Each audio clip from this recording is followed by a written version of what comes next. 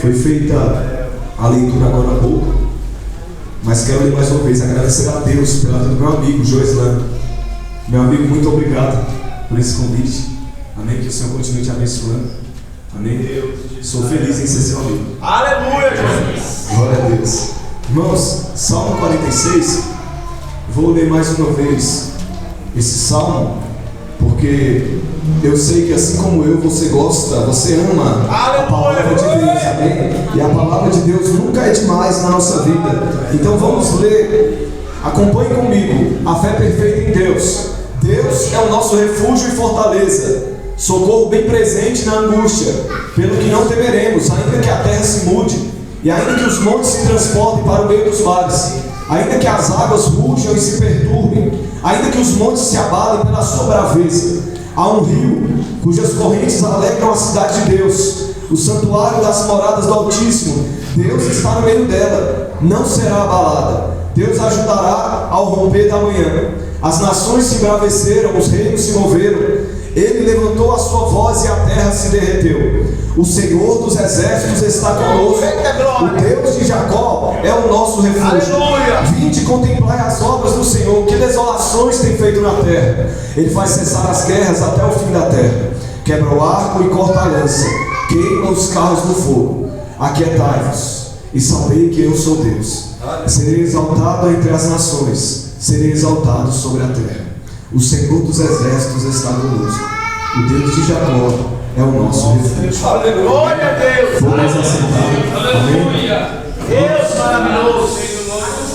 É tremendo nós meditarmos nesse texto que fala sobre uma fé perfeita em Deus. É verdade. Sobre uma estrutura firme em Deus.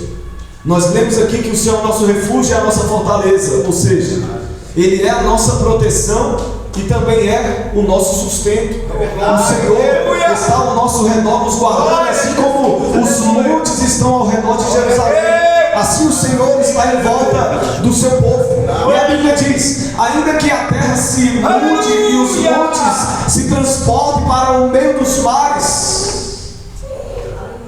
nós não seremos abalados, porque a nossa confiança está em Deus. Ainda que as águas rujam e se perturbem, nós não seremos abalados, porque a nossa base, a nossa fortaleza, a nossa rocha é o Senhor Deus Todo-Poderoso.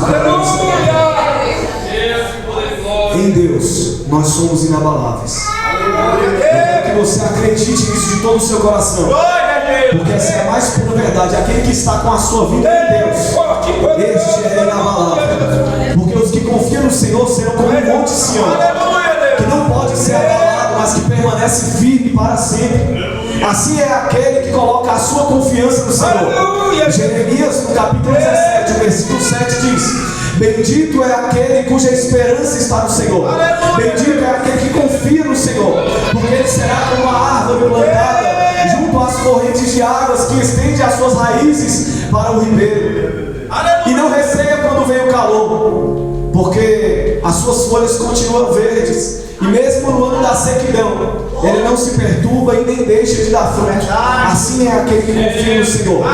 O salmista faz uma oração que para nós é um modelo. No seu salmo de confissão e arrependimento, Salmo 51, no versículo 10 ele ora: Senhor, cria em mim um coração puro e renova em mim um espírito reto, ou dependendo da tradução que você lê, um espírito inabalável. Agora, o que seria alcançar essa fé perfeita? O que seria alcançar essa estrutura inabalável? Olhando para o conceito dessa palavra, nós podemos entender que inabalável é aquilo que está firme, aquilo que está fixo, aquilo que está profundamente arraigado, aquilo que é enraizado, aquilo que está fortemente apoiado. É assim que a Bíblia define aqueles que confiam no Senhor. Irmãos, nós precisamos entender que uma fé perfeita, essa fé perfeita aqui no Salmo 46, não quer dizer uma fé invicta. São duas coisas diferentes. Assim como ser inabalável é diferente de ser inatingível. Escute, Inatingível é aquilo que por mais que você tente, você não consegue tocar. E inabalável é aquilo que por mais que você tente, você não consegue destruir. O Senhor, Ele não nos isenta das guerras, Ele não nos isenta das lutas, Ele não nos isenta das provações. Nós podemos sim ser atacados, nós podemos sim passar por diversas situações adversas, mas nós sempre vamos ter um amparo, nós sempre vamos ter um abrigo, nós sempre vamos ter um refúgio, nós sempre vamos ter uma torre forte, nós sempre vamos ter uma cidadela fortíssima que nos salve, porque o Senhor dos exércitos está conosco e o Deus de Jacó é o nosso refúgio. É maravilhoso, porque para nós pensarmos nessa fé perfeita, para nós pensarmos nessa estrutura firme, nós temos que reconhecer, e se você conhece a palavra de Deus, você sabe que não tem como alcançar essa fé perfeita, não tem como alcançar essa estrutura inabalável se não for pela obediência. A obediência é a base. A palavra de Deus nos diz que se nós não obedecermos ao Senhor, essa própria palavra vai nos julgar naquele grande dia. O Senhor Jesus Cristo disse: se alguém ouve a minha palavra e não a pratica, eu não julgo, mas a palavra que sai da minha boca, essa ajudará naquele grande dia. O que o Senhor Jesus Cristo vê em nós é que muitas vezes nós somos abalados muito fácil. O Senhor Jesus Cristo olha desde os altos céus e contempla a terra. As suas pálpebras sondam os filhos dos homens, os seus olhos analisam os filhos dos homens. O Senhor está nos analisando, o Senhor está sondando a nossa vida. Ele sonda os pensamentos, Ele prova os corações, Ele esquadrinha o nosso interior, e isso para retribuir a cada um segundo as suas obras. E em Lucas, no capítulo 6, versículo 46 a seguir, ele diz: por que me chamais Senhor, Senhor, e não fazeis o que eu vos mando? Ele diz: todo aquele que ouve as minhas palavras e as pratica será semelhante ao homem que construiu a sua casa sobre a rocha, e sobreveio contra aquela casa a chuva, e transbordaram contra aquela casa os rios, e sopraram contra aquela casa os ventos, mas ela não pôde ser abalada, porque ela estava firme e edificada sobre a rocha. É isso que nós vemos aqui no Salmo 46. O mundo está virando de cabeça para baixo, a situação está indo de mal a pior, mas aqueles que confiam no Senhor jamais serão abalados. É maravilhoso. O apóstolo Paulo fez uma oração que alcançou primeiramente a igreja em Éfeso, mas também nos alcança. Ele orou no capítulo 3, a partir do versículo 14, para que nós alcancemos essa fé perfeita, descrita no Salmo 46. Ele disse: por essa causa eu me ponho de joelho diante do Pai, de quem toda a família, tanto no céu como na terra, recebe o nome. Ele diz: eu peço a Deus que, segundo a riqueza da sua glória, conceda a cada um de vocês que sejais fortalecidos com poder, mediante o seu Espírito, no íntimo de cada um, que pela fé Cristo habite nos nossos corações, e nós venhamos estar enraizados e alicerçados em amor. E isso para que com todos os santos nós possamos compreender qual é a altura, a largura, o comprimento, a profundidade, e conhecer o amor de Cristo, que excede todo conhecimento, para que nós possamos ser cheios de toda a plenitude de Deus. Você consegue entender? Essa oração nos alcança de uma maneira poderosa, porque ali ele está orando por uma base forte, ele está orando para que a igreja seja fortalecida na sua estrutura, para que quando vier as lutas, a igreja não venha se enfraquecer, a igreja não venha esmorecer, não venha ser abalada, porque ela está firmada no amor de Cristo. E em todas essas coisas nós somos mais do que vencedores por meio daquele que nos amou. O amor de Cristo nos fortalece. Meditar no Salmo 46, irmãos, traz uma motivação, traz um impulso para a nossa fé, porque nós vemos o Senhor dizendo: aquietai-vos e sabei que eu sou Deus. O Senhor diz que desde o princípio o Pai trabalha, e Ele também trabalha até o dia de hoje. Ele diz: aquietai-vos e sabei que eu sou Deus. Porque ao mesmo tempo, irmãos, que esse texto do Salmo 46 nos motiva a erguer a cabeça, a nos revestir da armadura de Deus, porque o Senhor dos exércitos está conosco, Deus de Jacó, nosso refúgio. Ao mesmo tempo que esse texto nos motiva a erguer o escudo da fé, a empunhar a espada do Espírito e guerrear contra as hostes espirituais da maldade, ele também nos traz uma grande responsabilidade. Por quê? conosco, se o Deus de Jacó é o nosso refúgio, então nós jamais vamos poder apresentar desculpa diante de Deus para não cumprir o nosso chamado. Escute, talvez você está aqui hoje e você sabe que você tem um chamado de Deus. Talvez você está aqui hoje e você sabe que você tem um propósito, você sabe que tem uma missão, só que talvez você está olhando para si mesmo e está dizendo: como que eu vou pregar se eu não sei nem falar? Como que eu vou pregar se eu não sei nem me comunicar, não sei me expressar bem? Como é que eu vou cantar se a minha voz não é lá essas coisas? Talvez você está igual Moisés. Moisés recebeu o chamado de Deus e ele estava dizendo: Senhor, mas eu sou pesado de língua, mas eu sou pesado de fala. Uns interpretam como gagueira, outros interpretam como falta de eloquência, mas independente de como você interpreta, enquanto Moisés estava olhando para si e estava dizendo: eu sou pesado de língua, eu sou pesado de fala, o Senhor olha para Moisés como ele olha para você e diz: Moisés, quem foi que fez a boca do homem? Quem foi que fez a tua boca? O mesmo Deus que fez a tua boca é o mesmo Deus que te capacita para falar. Mas talvez você está olhando para si e você diz: eu não tenho muita influência, eu sou fraco. Talvez você está como Gideão: Senhor, eu sou o menor da minha casa, a minha casa é a menor da tribo, eu sou desacreditado, a minha tribo é a menor de Israel. Só que enquanto Gideão está olhando para si, dizendo que é fraco, que não consegue, que é incapaz, o Senhor olha para ele, assim como olha para você, e diz: você é um varão valente e valoroso, você é uma varão valente e valorosa, vai nessa tua força, porque eu serei contigo. Mas talvez você está aqui e você é jovem, você está dizendo: eu sou inexperiente, eu sou muito novo para atender o chamado, eu sou muito novo para me lançar para o propósito que Deus me chamou. Talvez você está como Jeremias dizendo: Senhor, eu não passo de uma criança. Mas enquanto Jeremias está dizendo: eu sou uma criança, o Senhor diz: não diga que tu és uma criança, porque aonde eu te enviar você irá, e o que eu mandar dizer tu dirás. Não temas, porque eu serei contigo para te livrar. Mas talvez você esteja dizendo: o meu tempo já passou, eu já cheguei nos 30, nos 40, nos 50, eu já cheguei nos 60, eu já cheguei nos 70. E eu quero te dizer: o Senhor chamou Noé para construir a arca. Noé tinha 500 anos. Mas você vai dizer: ninguém vive 500 anos. Eu vou trazer algo mais perto da realidade de Enoque.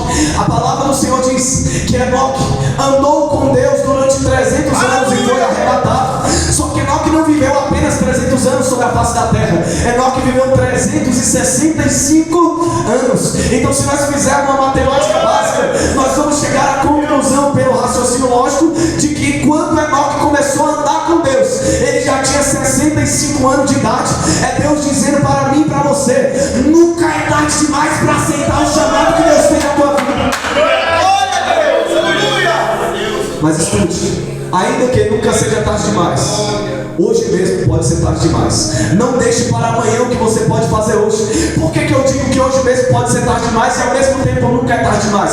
Porque com certeza você conhece ou você já viu alguma reportagem de um jovem ou adolescente que com seus 10, 11, 12, 13, 14 anos saiu para a rua e não voltou mais. Foi vítima de uma facada, foi vítima de um tiro. Nos seus 10, 11, 12 anos perdeu a sua vida. Por quê? Porque ao mesmo tempo que nunca é tarde demais para aceitar o chamado de Deus na tua vida, hoje mesmo pode ser tarde demais.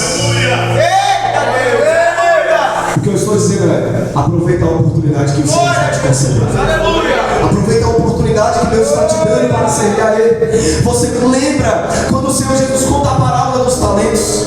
Ele diz que a um o Senhor entregou 5, a outro 2 e a outro 1, cada um conforme a sua capacidade.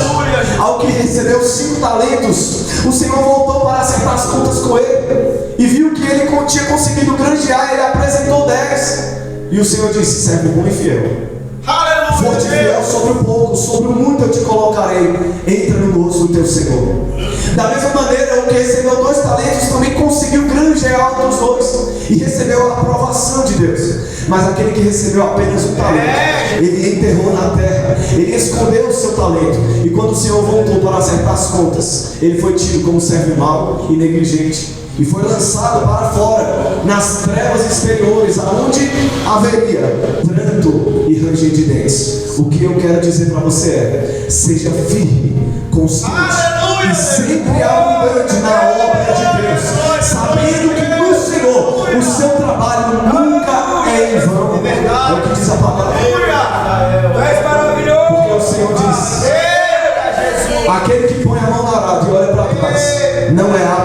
reino de Deus. Talvez você colocou a mão no arado lá atrás, e hoje em dia você está dizendo: eu não prego mais, eu não canto mais, eu não participo mais do ciclo de oração, eu não participo mais da intercessão. Deus está dizendo: pense muito bem nas suas decisões, porque aquele que põe a mão no arado e olha para trás, esse não é apto para o reino de Deus. Irmãos, eu sei que não é isso que você quer para a sua vida. Pelo contrário, você quer ser firme, você quer ser constante, e você vai se dispor. Eu quero crer nisso. Você vai se dispor a viver o chamado de Deus para a tua vida. Eu quero crer que você vai se dispor a fazer aquilo para o qual o Senhor te chamou, te vocacionou. Porque Ele não só te chama, Ele também te capacita. Ele não só te chama, Ele também te fortalece. E ser fortalecido pelo Senhor, ao mesmo tempo que é uma honra, é uma dádiva ser fortalecido pelo Senhor, mas ao mesmo tempo é uma grande responsabilidade, porque se é o Senhor que me fortalece, se é o Senhor que te fortalece, então nós somos capazes de suportar tudo e continuar de pé. Deus não é um Deus fraco. Deus não é um Deus que nos levanta para cair. Ele nos levanta para nos sustentar de pé. Deus poderoso. Então quem cai, igreja, se você está caído, uma coisa é certa: Deus não é culpado. É verdade. Deus não é culpado das minhas e das suas quedas. Deus não é culpado das minhas e das suas derrotas. Deus não é culpado das minhas e das suas frustrações. Mas apesar, como foi cantado aqui, apesar das feridas, apesar das decepções, apesar das desilusões, o Senhor te chama. Aleluia. Deixa Deus te usar. Lembra do apóstolo Paulo? O apóstolo Paulo demonstrou essa fé perfeita aqui no Salmo 46. Porque só por amor a Cristo, olha quanta coisa ele passou. 2 Coríntios 11, a partir do versículo 24, ele diz: recebi dos judeus 5 vezes quarentena de açoite menos 1. Aleluia, Deus. Ele diz: 3 vezes fui açoitado com varas, 3 vezes sofri naufrágio, 1 vez fui apedrejado, passei uma noite e um dia inteiro em alto mar, boiando em alto mar. Ele diz: em viagem, aleluia, Deus. Em perigos, muitas vezes, em perigo de salteadores, em perigo nos rios, em perigo nas viagens, em perigo nas estradas, em perigo na cidade, em perigo no deserto, em perigo entre os de dentro, em perigo entre os de fora, em perigo entre os falsos irmãos. Ele diz: em vigília, muitas vezes, em fome e sede, muitas vezes, em jejum, muitas vezes. Ele diz: além de todas essas coisas, ainda me oprime a cada dia o cuidado de cada igreja. Ele passou por todas essas coisas e permaneceu firme, permaneceu com essa fé perfeita que não se abala. E no meio disso tudo, passando por todas essas adversidades, ele vira para nós e diz: de boa vontade eu me gastarei e me deixarei gastar por amor das vossas almas. Ainda que amando-vos cada vez mais eu seja menos amado. Ele não abriu a sua boca para murmurar porque ele estava sofrendo por amor a Cristo. Ele não abriu a sua boca para reclamar porque ele estava passando privações pelo Evangelho. Pelo contrário, ele disse que a nossa leve e momentânea tribulação produz para nós um peso eterno de glória, muito excelente, acima de toda comparação. Porque nós não devemos atentar naquilo que se vê. Aquilo que se vê é passageiro, mas aquilo que não se vê é eterno. Aonde está o teu tesouro?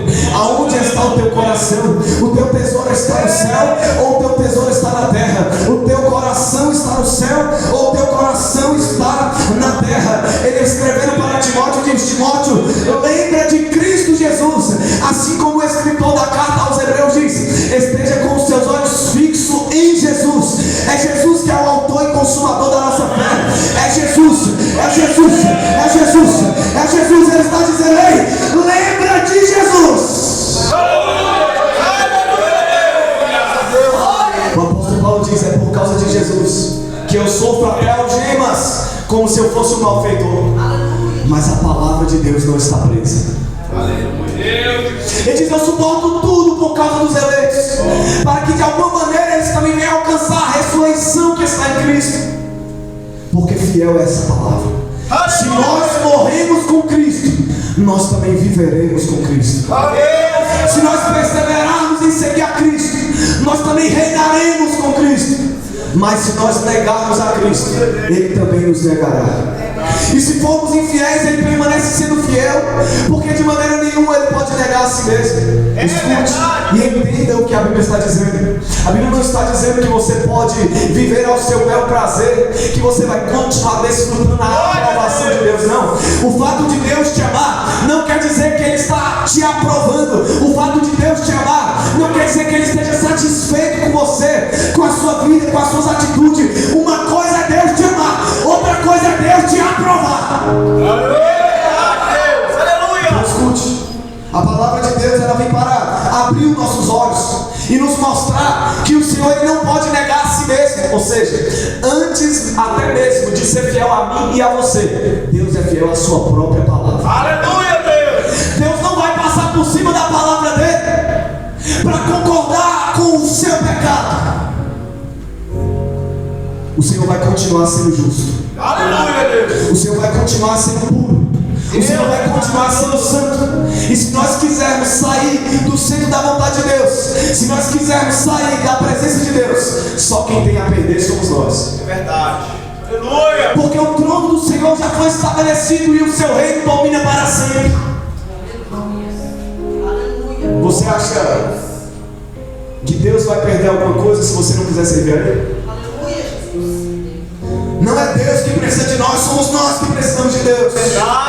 É por isso que a Bíblia diz, Hebreus 10:23, que nós devemos conservar firme a confissão da nossa esperança. Nós devemos conservar nossa fé inabalável, sem vacilar, porque aquele que fez a promessa, Ele é fiel. E em 1 João, no capítulo 2, versículo 25, diz: esta é a promessa que Ele nos fez, a vida eterna. Eu não vim pregar aqui bens materiais para você. Louvado seja Deus. Eu não vim pregar aqui sucesso na terra para você. Eu vim pregar aqui buscar em primeiro lugar o reino de Deus e a sua justiça, e todas as demais coisas vos serão acrescentadas. Louvado seja Deus. O problema, irmãos, é que às vezes a nossa fé é abalada muito fácil. Às vezes alguém não te cumprimenta aqui na igreja, às vezes a pessoa nem te viu. Aí a pessoa não te cumprimenta. Aí você já tá, meu Deus, nunca mais eu volto na igreja. Meu Deus, nunca mais eu vou no ciclo de oração. Eu fui no ciclo de oração, a irmã falando de tal, nem olhou para mim. Ei, Deus está dizendo: larga a mão de se fazer de vítima e vai fazer a obra de Deus.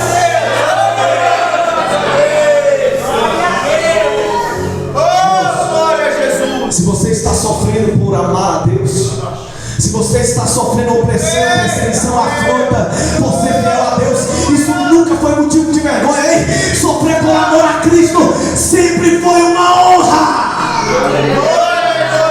Filipenses 1:29 nos foi concedido em relação a Cristo não somente crer nele, mas também a graça de padecer por ele. É uma honra sofrer por amor a Deus. Foi o próprio Senhor que disse: bem-aventurados perseguidos por causa da justiça, porque deles é o reino dos céus. Bem-aventurados sois vós quando vos injuriarem, quando vos caluniarem e mentindo contra vós disserem toda sorte de mal. Nesse dia alegrai, nesse dia exultai, porque é grande o vosso galardão nos céus. Porque da mesma maneira perseguiram os profetas. Deus é fiel, Jesus. Aleluia. 1 Pedro 4:13. Alegrai-vos à medida em que vos torneis coparticipante das aflições de Cristo, coparticipante dos sofrimentos de Cristo. Sabe por quê? Porque quando você sofre por amor a Cristo, você está ajuntando tesouros dos céus, aonde a traça e a ferrugem não corroem, aonde os ladrões não minam e nem roubam, porque onde estiver o seu tesouro, ali também estará o seu coração. Verdade, Jesus. Aleluia. Louvado seja Deus. Irmãos, o apóstolo Paulo, escrevendo aos Filipenses, ele diz: eu aprendi o segredo de estar contente em toda e qualquer situação. Eu aprendi o segredo para viver bem sempre. Ele diz: eu sei o que é estar humilhado, e eu também sei o que é ser honrado. Eu sei o que é passar fome, mas eu também sei o que é ser alimentado. Eu sei estar passando necessidade, como também sei estar suprido. Eu aprendi o segredo de estar bem, de estar contente em toda e qualquer situação. Eu tudo posso naquele que me fortalece.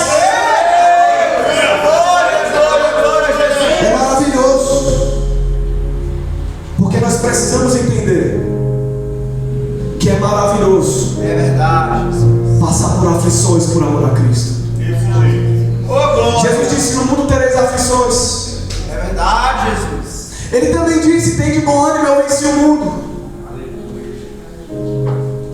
Mas ele venceu o mundo, não vai nos isentar das aflições. Ele venceu o mundo, nos garante a vitória no final. Aquele que perseverar até o fim, esse é que será salvo. É o que diz a palavra de Deus. Porque o chamado para servir a Cristo também envolve suportar aflições. Quando Paulo está escrevendo a segunda carta a Timóteo, no capítulo 4, a partir do versículo 3, ele diz que haveria um tempo em que as pessoas não suportariam mais essa doutrina. É verdade. Esse tempo já chegou e não é de hoje. Glória a Deus. Que as pessoas iriam procurar mestres, pregadores que falam o que elas querem ouvir.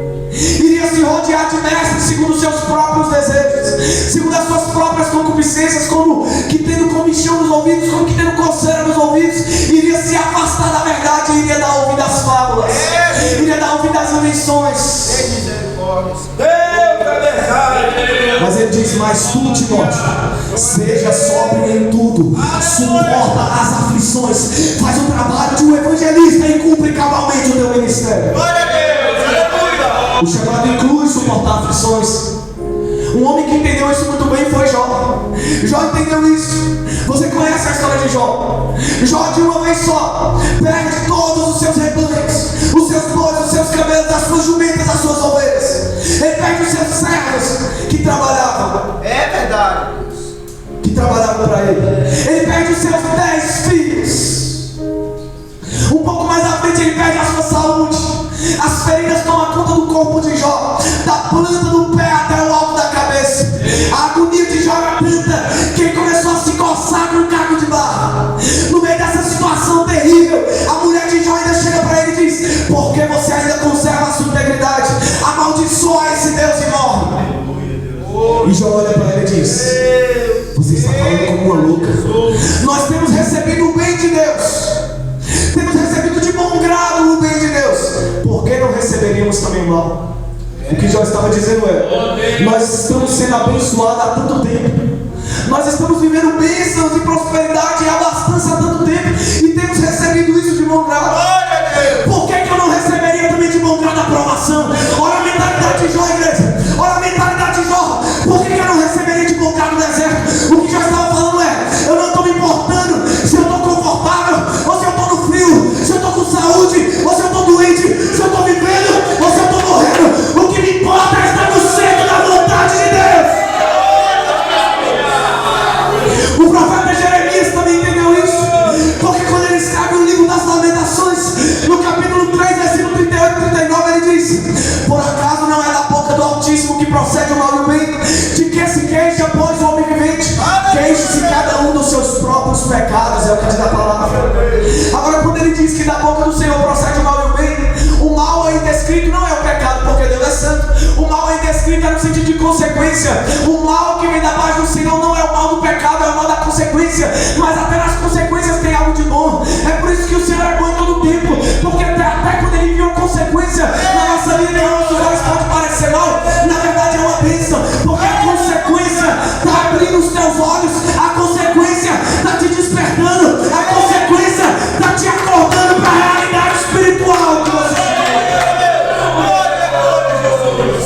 Então a Bíblia diz que a única coisa que nós temos direito de reclamar é dos nossos próprios pecados. Toda vez que você quiser murmurar de alguma coisa, coloque o seu joelho no chão e vá murmurar diante de Deus os seus pecados.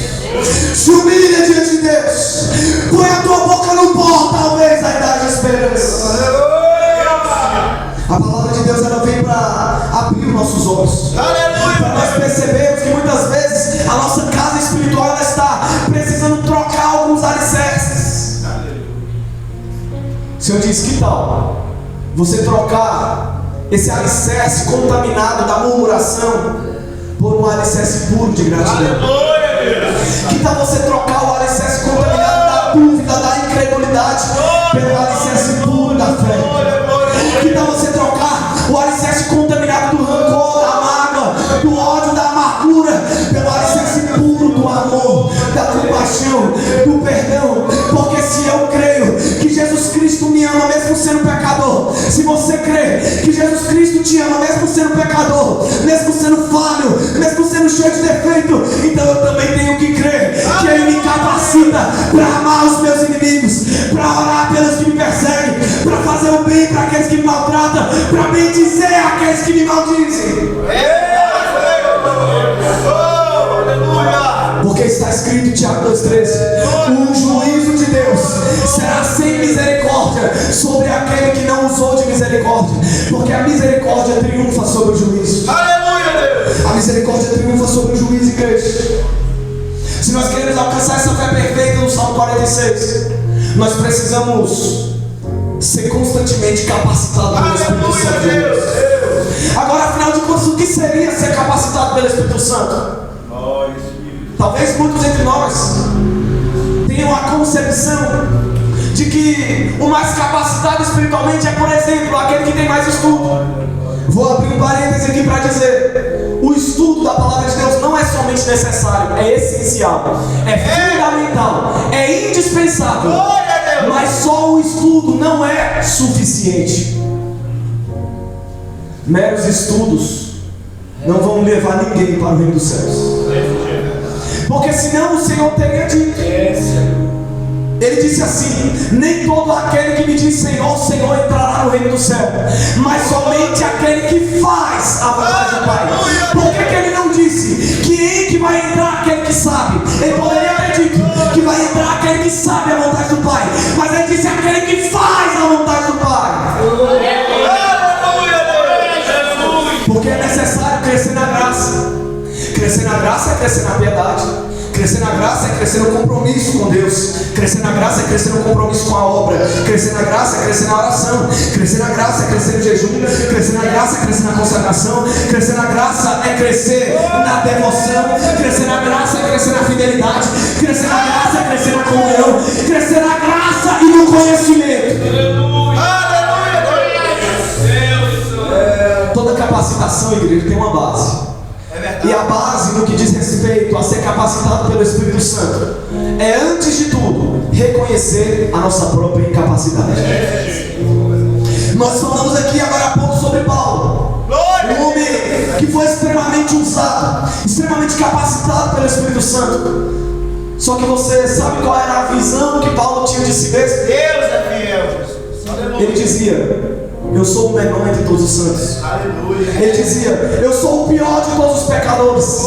Ele dizia: eu não sou digno de ser chamado apóstolo. Mas enquanto ele estava dizendo: eu não sou digno, eu sou o menor, Aleluia. eu sou o pior, Deus estava olhando para ele e dizendo: você é um vaso escolhido para levar a minha palavra. O que eu estou dizendo é que quanto mais consciência nós tivermos da nossa insuficiência em nós mesmos, mais espaço haverá para que o Senhor nos encha, mais espaço haverá para que o Senhor nos use. Porque construir uma fé perfeita em Deus, uma estrutura inabalável, é antes de tudo ser quebrantado. Não tem como ser inabalável em Deus sem ser quebrantado. Aleluia, Deus. Louvado seja o nome do Senhor. Porque ele diz em 2 Coríntios 4,7: nós temos esse tesouro em vasos de barro, para que se veja que a excelência do poder provém de Deus e não de nós. É o que diz a palavra: convém que ele cresça e que eu diminua. Eita, Jesus. Porque construir uma fé perfeita em Deus, como diz aqui no Salmo 46, é antes de tudo se esvaziar de si mesmo. Ninguém pode ser cheio do Espírito Santo se antes não se esvaziar de si mesmo. Não tem como ao mesmo tempo ser cheio do Espírito Santo e cheio de si. Ou eu e você somos cheios de si, ou eu e você somos cheios do Espírito Santo de Deus. Se nós queremos alcançar essa fé perfeita no Salmo 46, nós precisamos nos esvaziar do nosso eu. É verdade. Nos esvaziar do nosso ego, nos esvaziar da nossa arrogância, nos esvaziar da nossa vaidade, nos esvaziar da nossa soberba, nos esvaziar de nós mesmos e buscar o Senhor de todo o coração. É verdade, Jesus. Aleluia. Reconhecendo que sem Ele nada poderemos fazer. É verdade, Deus. É entregar tudo na mão dele, é deixar tudo no altar. Não tem um hino, igreja, que a gente louva: quando tudo deixares no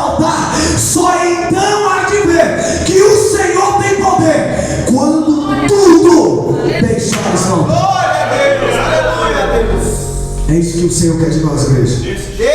Que a gente reconheça que não é por força nem por violência, mas é pelo poder do Espírito Santo. Construir essa fé perfeita em Deus é ser ousado. Como Davi que olha para o gigante e diz: você vem contra mim com lança e escudo, mas eu vou contra ti em nome do Senhor dos Exércitos. Aleluia, Deus. Essa é corajosa igreja para pregar o Evangelho da verdade.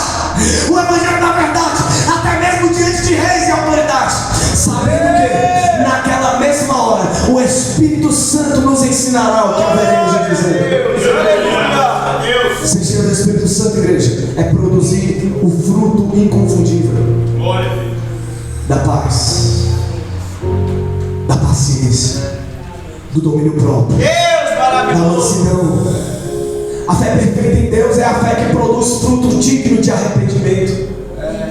Deus é poderoso. Aleluia. É produzir fruto digno de arrependimento, igreja.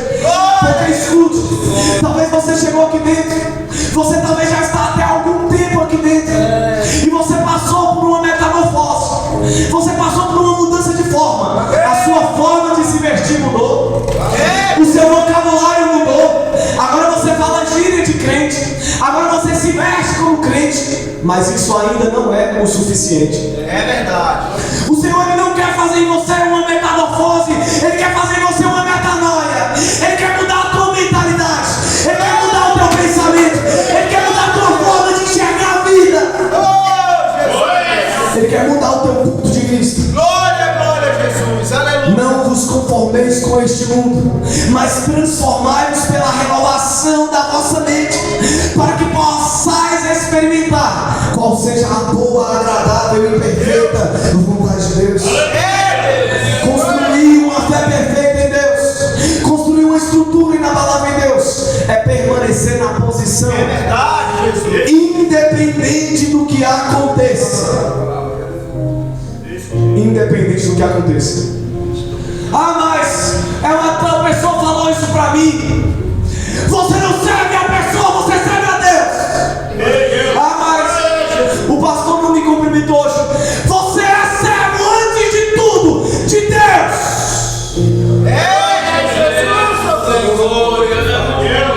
Louvado seja construir uma fé perfeita em Deus também é ter paciência. É verdade. Para obedecer a ordem do mestre. Ele disse, antes de derramar o Espírito Santo, ele disse: ficai na cidade, ficai em Jerusalém, até que do alto sejais revestidos de poder. Pode ter certeza que quando o Senhor Jesus Cristo disse ficar em Jerusalém, Ele não estava dizendo ficar de braço cruzado, não. Os 120 que foram cheios do Espírito Santo, ele já estava há 10 dias sem sair do templo, 10 dias em oração incessante, 10 dias em jejum incessante, até que do alto eles foram revestidos de poder. Quando o Senhor diz ficar em Jerusalém, Ele está dizendo ficar na posição. Quando Ele diz ficar em Jerusalém, Ele está dizendo ficar na oração. Ficar em Jerusalém, Ele está dizendo ficar no jejum, ficar na consagração, ficar no ciclo de oração. Aleluia, Deus. Ele está dizendo tome atitude. Glória a Deus. A atitude de buscar o Senhor enquanto se pode achar. A atitude de invocar o Senhor enquanto Ele está perto. A atitude de deixar os nossos caminhos, de abandonar os nossos pensamentos e se converter ao Senhor e se voltar para o nosso Deus, porque Ele é rico em perdoar, Ele é grandioso em perdoar. É se fortalecer em Deus, Aleluia, Jesus. é se revestir da armadura de Deus. Glória, glória, glória. Como é que eu e você podemos ser fortalecidos em Deus? Antes de tudo, reconhecendo a nossa fraqueza. Nós só podemos ser fortalecidos em Deus se nós reconhecermos as nossas fraquezas, se nós reconhecermos a nossa fragilidade. E eu não digo no sentido de vitimização, não. Não é você reconhecer a sua fraqueza no sentido de você se fazer de vítima. Não é isso que eu estou falando.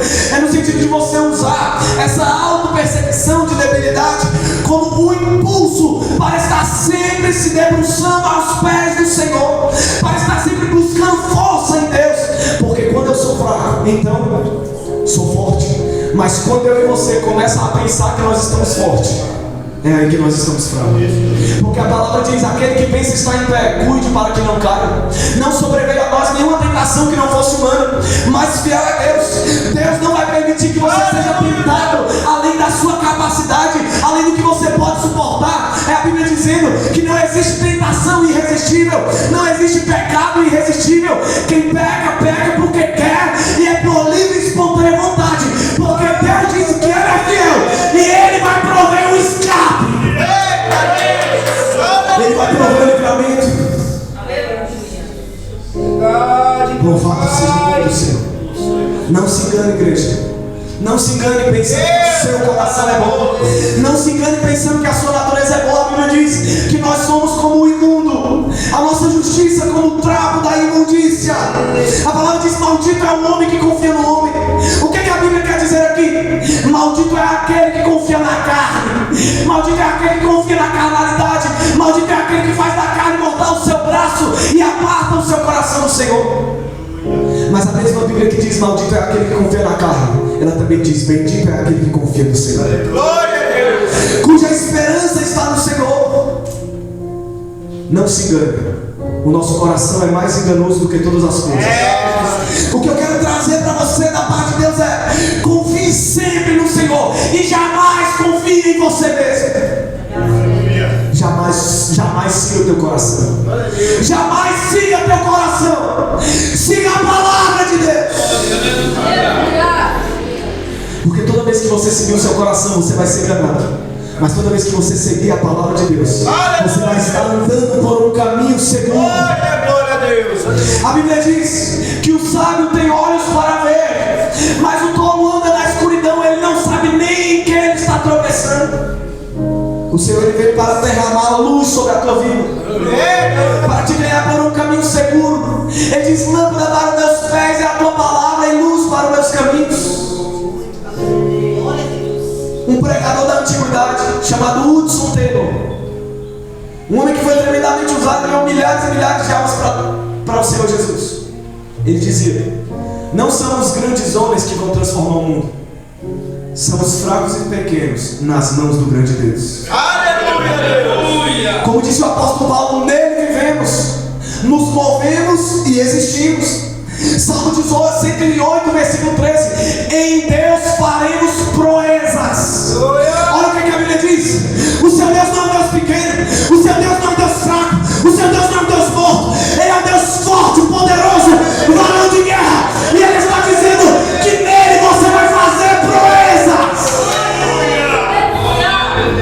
porque Ele mesmo é quem vai calcar aos pés os nossos adversários. Deus é o nosso refúgio e fortaleza, o socorro bem presente na hora da angústia. Ele é o Deus que Ele fortalece ao cansado, Ele dá vigor ao cansado e multiplica as forças daquele que já não tem nenhum vigor. Ele é o Deus, diz o salmista no Salmo 18, versículo 32: Ele é o Deus que me reveste de força e que aperfeiçoa o meu caminho, que torna perfeito o meu caminho. Isaías 26, versículo 3 e 4: Tu, Senhor, conservarás em perfeita paz aquele cujo propósito é firme, porque Ele confia em ti. Então a palavra de Deus diz: confie para sempre no Senhor Deus, porque o Senhor Deus é uma rocha eterna. Eu quero te dizer uma coisa, igreja: deposite toda a sua confiança em Deus, porque nada, absolutamente nada pode abalar uma pessoa que confia no Senhor. A nossa segurança está nele. Provérbios 18:10: torre forte é o nome do Senhor, o justo corre para ele e está seguro. A nossa segurança está no Senhor, é por isso que está escrito Jeremias 9, 23 e 24: não se glorie o forte na sua força, não se glorie o sábio na sua sabedoria, não se glorie o rico na sua riqueza, mas aquele que quiser se gloriar, se glorie nisso, em me conhecer, diz o Senhor, e saber que eu sou o Senhor e que faço juízo, justiça e misericórdia na terra, porque dessas coisas eu me agrado. É o Senhor dizendo que nós podemos depositar toda a nossa confiança nele. Como diz o salmista no Salmo 56, versículo 4: em Deus cuja palavra eu exalto, neste Deus eu ponho a minha confiança e nada temerei. Deposite toda a sua confiança em Deus e na sua palavra. Essa palavra é fiel e digna de toda a aceitação. Essa palavra é fiel. A Bíblia diz que nós podemos sim nos gloriar no santo nome de Deus. Olha o que a palavra diz no Salmo 105, versículo 3: que o coração daqueles que buscam o Senhor deve se alegrar. Ele alegra teu coração, Deus está dizendo. Alegra teu coração. Alegra teu coração. A Bíblia está dizendo: alegre-se o coração daqueles que buscam ao Senhor, porque no Senhor há esperança, no Senhor há redenção, no Senhor há salvação, no Senhor há libertação, a vitória, no Senhor há vida eterna. Alegra teu coração. A Bíblia está falando sobre buscar, e nós precisamos entender que nada para o Senhor pode ser feito de qualquer jeito. Não é buscar o Senhor de qualquer jeito. Não é você vir para a igreja e ficar com a sua mente lá fora. Não é você estar aqui diante da palavra de Deus, diante da presença de Deus, e você está pensando o que você vai fazer quando sair daqui. Está pensando o que você vai fazer quando você vai chegar em casa. Não, ele diz: buscar-me-eis e me achareis, quando me buscar de todo o vosso coração. Louvado seja Deus. Buscar ao Senhor de todo o coração, igreja, também é buscar com paciência. É buscar pacientemente. Lembra do salmista? Esperei com paciência no Senhor, e Ele se inclinou para mim e ouviu o meu clamor. E aqui eu encontro um ponto que interliga essas duas primeiras etapas daquilo que está sendo ministrado: o ser capacitado pelo Espírito e o ser fortalecido em Deus. Uma sujeição paciente. O Senhor se agrada do coração paciente daqueles que esperam. Porque no dia de Pentecostes, os que foram cheios do Espírito Santo foram aqueles que esperaram dentro do tempo. E no livro do profeta Isaías: os que esperam no Senhor renovarão as suas forças, subirão com asas como que de águias, correrão e não se cansarão, caminharão e não se fatigarão. O pregador da antiguidade, Spurgeon, comentando acerca desse versículo, ele diz que esse versículo ele não está em uma ordem aleatória, não. Ele diz que no começo da nossa caminhada é assim: nós queremos voar com asas como que de águias, e aí nós voamos porque o Senhor nos permite ter experiências gloriosas, mas Ele vai nos mostrar um ritmo melhor do que esse. Nós vamos correr e não vamos nos cansar. E aí você vai perguntar: aonde que correr é melhor do que voar? É melhor, porque com Deus não é a intensidade, é a constância. Correr é um ritmo melhor para se manter, mas Ele diz: nós ainda vamos alcançar um ritmo melhor do que esse. Nós vamos caminhar e não vamos nos fadigar. Foi esse ritmo que Enoque alcançou. A Bíblia não diz Enoque voou com Deus, não. A Bíblia não diz Enoque correu com Deus, não. A Bíblia diz Enoque andou com Deus. Porque às vezes alguém que está emocionado pode até correr uma maratona, mas uma hora vai ter que parar. Mas o que o Senhor quer da minha e da tua vida é que a gente continue caminhando até a eternidade com Ele. Louvado seja o nome do Senhor. E você pergunta: como é que eu vou conseguir caminhar por toda a eternidade? Igreja, entenda: é pela graça. É pela graça de Deus. A graça de Deus sobre a nossa vida. Salmo 94, 18: quando eu disse, o meu pé vai resvalar, a tua benignidade, Senhor, me sustenta. A bondade do Senhor nos sustenta de pé. O Senhor é poderoso para nos levantar e também é poderoso para nos sustentar de pé. Diga ao fraco: sou forte. Ele diz: não temas, porque eu sou contigo. Não te assombres, porque eu sou teu Deus. Eu te fortaleço, eu te ajudo, eu te sustento com a minha destra fiel. É o Senhor dizendo: a minha graça te basta. O meu poder se aperfeiçoa na fraqueza. E é aí que nós dizemos: então nós também podemos nos gloriar nas nossas fraquezas, para que em nós habite o poder de Cristo. Sabe o que o apóstolo Paulo dizia? Ele dizia: eu sinto prazer nas injúrias, eu sinto prazer nas calúnias, eu sinto prazer nas aflições, nas perseguições por amor a Cristo, porque quando sou fraco, então sou forte. Porque nós andamos por fé e não por vista. Nós não andamos pelo que nós vemos, pela circunstância, pelas adversidades. Nós andamos por fé. E a fé é a certeza das coisas que se esperam, a convicção de fatos que não se veem. Deixa eu te dizer uma coisa: a minha força e a tua força está na renúncia. Como está escrito, por amor de Cristo somos entregues à morte o dia todo. Fomos considerados como ovelhas para o matador. Mas em todas essas coisas somos mais que vencedores por meio daquele que nos amou. Nós somos amados pelo Senhor, e o amor de Deus nos fortalece. O amor de Deus nos torna inabaláveis. O amor de Deus torna a nossa fé perfeita. O amor de Deus nos renova. Você lembra do profeta Daniel? O profeta Daniel, no capítulo 10, já com a sua idade avançada, ele faz um propósito de 21 dias e recebe uma visão. Depois que ele recebe aquela visão, ele diz que não restou nele força alguma. Ele diz que ele não estava conseguindo nem respirar. Ele diz: acabou a força e acabou o fôlego. E o Senhor vem a Daniel e libera uma palavra que renova as forças dele. A palavra do Senhor é: Daniel, você é um homem muito amado. Não temas, que a paz seja contigo. Anima-te, sim, anima-te. Então Daniel diz: agora eu consigo te ouvir, Senhor, porque a tua palavra me fortaleceu. O amor de Deus nos fortalece, igreja. E o apóstolo Paulo orou por isso. O apóstolo Paulo orou em Efésios 3,19, para que nós possamos conhecer o amor de Cristo, que excede todo conhecimento. E assim nós vamos ser cheios de toda a plenitude de Deus. Ei, conhecer mais o amor de Deus nos dá força para seguir na caminhada. Ele diz: não foi você que escolheu a Cristo. Não fomos nós que escolhemos a Cristo, foi Cristo que nos escolheu.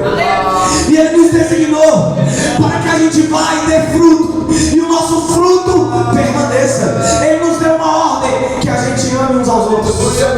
Colossenses 3,14. O amor é o vínculo da perfeição.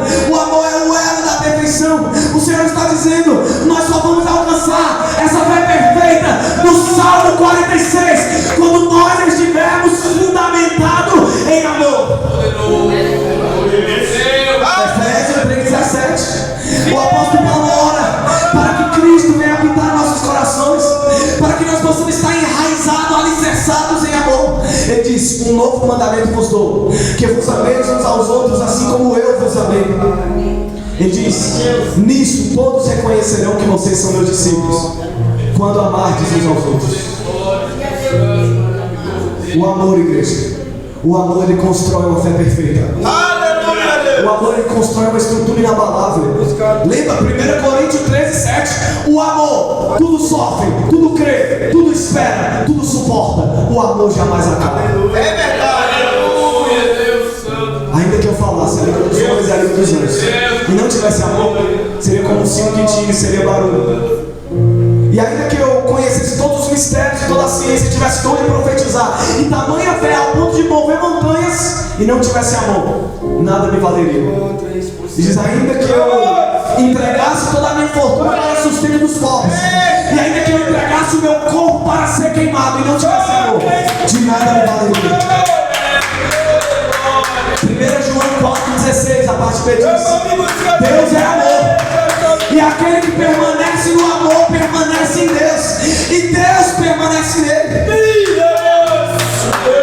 Porque Cristo, quando nós ainda éramos fracos, morreu a seu tempo pelos ímpios. Dificilmente alguém morreria por uma pessoa boa. Muito embora talvez por uma pessoa boa alguém até tenha coragem de morrer. Mas Deus prova o seu amor para conosco pelo fato de Cristo ter morrido por nós quando nós ainda éramos pecadores. Porque Deus amou o mundo de tal maneira que deu o seu Filho unigênito, para que todo aquele que nele crê não pereça, mas tenha a vida eterna. Ora, se Deus assim nos amou, nós também devemos amar nossos irmãos. Olha o que diz Romanos 13:8, que nós não temos que ficar devendo nada para ninguém a não ser o amor. Nós temos uma dívida de amor, diz a palavra de Deus. Nós temos uma dívida de amor uns para com os outros. A palavra diz: aquele que ama cumpre a lei, de sorte que o cumprimento da lei é o amor. Eita Jesus! Aleluia! O Senhor está ministrando ao nosso coração que nada vai nos abalar quando nós aprendermos a amar com o amor de Cristo. É, Jesus. Aleluia. O amor de Cristo, ele não se importa. O amor de Cristo, ele não se importa se vai receber alguma coisa em troca. O amor de Cristo, ele só se entrega.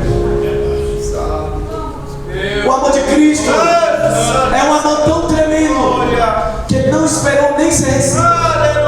Ele não esperou nem a gente retribuir o amor, ele já se decidiu se entregar logo. Quando nós ainda éramos pecadores, ele decidiu nos amar.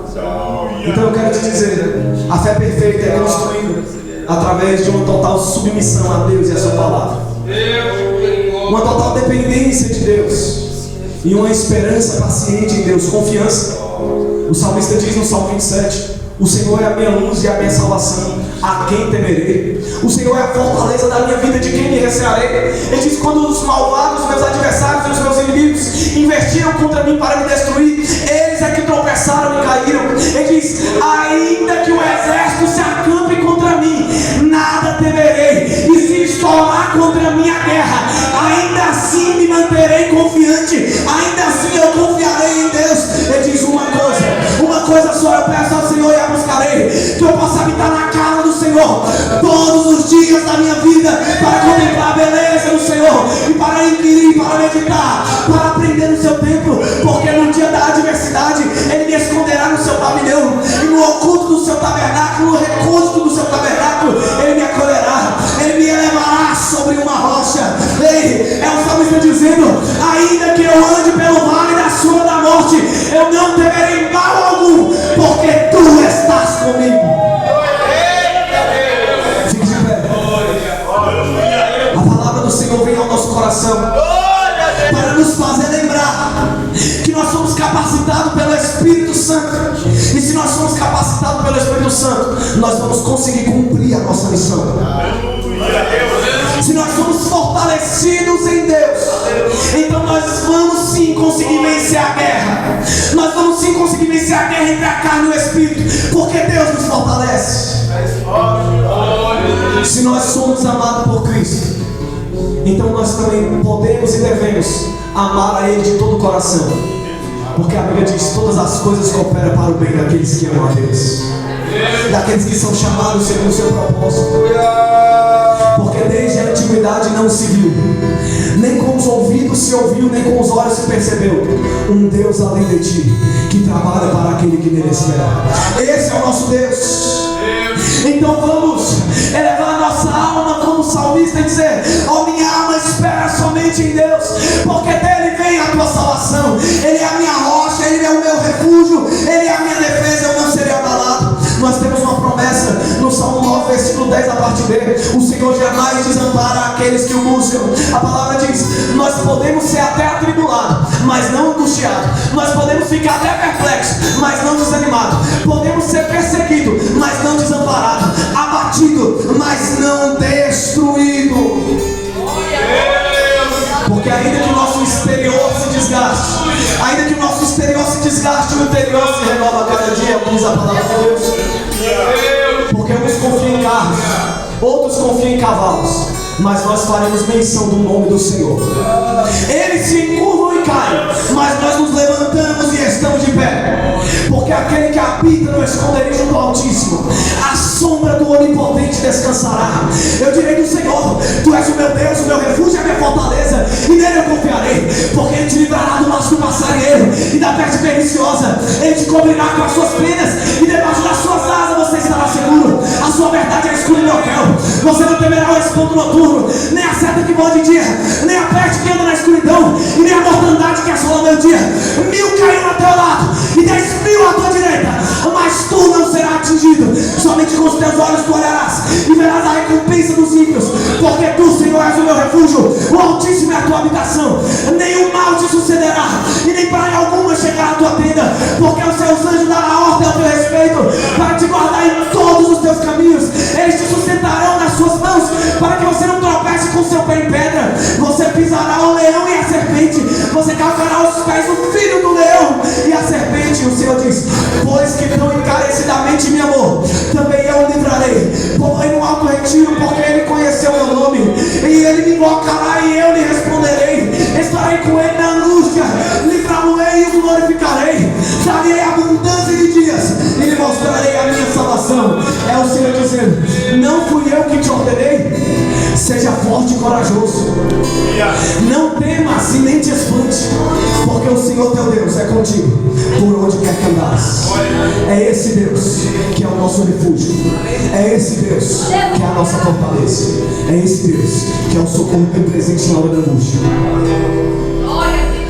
Você que quer se colocar nessa posição de ter o Senhor como seu refúgio, de ter o Senhor como a sua fortaleza, você que quer se colocar nessa posição de confessar o Senhor diante dos homens para que Ele te confesse diante do Pai, eu quero te convidar a dar um passo. Eu quero ministrar a bênção de Deus sobre a tua vida. Eu quero que você venha aqui à frente. Você está dizendo: irmão, você está chamando quem nunca aceitou Jesus? Também, mas não só. Eu estou chamando os crentes também. Você que entrou aqui hoje, você vê, a sua vida não está no centro da vontade de Deus, você sabe. A sua vida não está no centro da vontade de Deus. E o Senhor hoje está te dando a oportunidade de dar um passo de fé, para que Ele venha segurar na sua mão, para que Ele venha te levantar, para que Ele venha te sustentar, para que Ele venha guiar o teu caminho. Se hoje ouvires a voz do Espírito Santo, não endureça o seu coração. Não endureça o seu coração para as palavras de Deus, porque Ele diz: aquele que se envergonhar de mim diante dos homens, eu me envergonharei dele diante do Pai. Eu tenho certeza que você não quer que Jesus se envergonhe de você diante do Pai. Então não se envergonhe de Cristo. Venha rapidamente até aqui à frente. Eu quero orar pela sua vida. Você que o Espírito Santo está tocando